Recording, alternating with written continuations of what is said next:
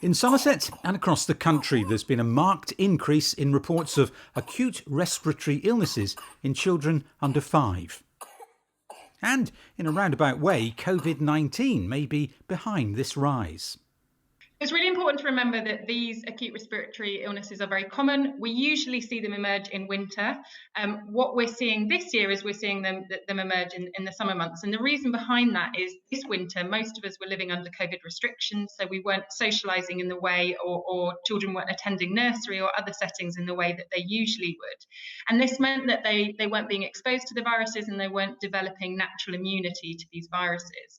Now, as the lockdown restrictions have started to ease and more mixing is happening again, we're seeing an increase in the number of these infections affecting our children.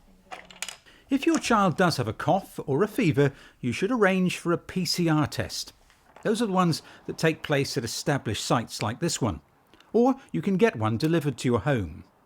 If that COVID test is negative, then it is likely that your child does have another infectious respiratory illness, and it's recommended you keep them away from school or nursery until they've been without a temperature for a day. Now, if they still do have a temperature, it's likely they are still infectious, and that infection can spread rapidly in a nursery or school setting. We do know that in Somerset there have been large outbreaks of acute respiratory illnesses in nurseries that are not COVID-19 related.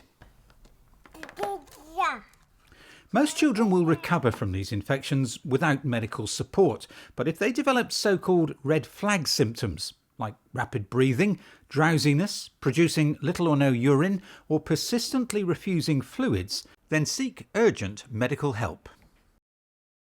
If you're at home with a child who's unwell from one of these respiratory infections, treat it in the way you would any other common illness. So we'd encourage lots of fluid, lots of rest. Really keep an eye on your child, so you're looking at their behaviour if any of it's changing or escalating in a way that would worry you. We'd also encourage use of over-the-counter medications such as Calpol if they've got a high temperature. Obviously, always making sure to follow the dosage guidance of that medication and seek advice from 111 or your GP if you are worried. The important thing is not to let COVID blind you to other conditions your child might have. And remember, if you think they are infectious, please keep them away from nurseries and schools. I'll see you next week.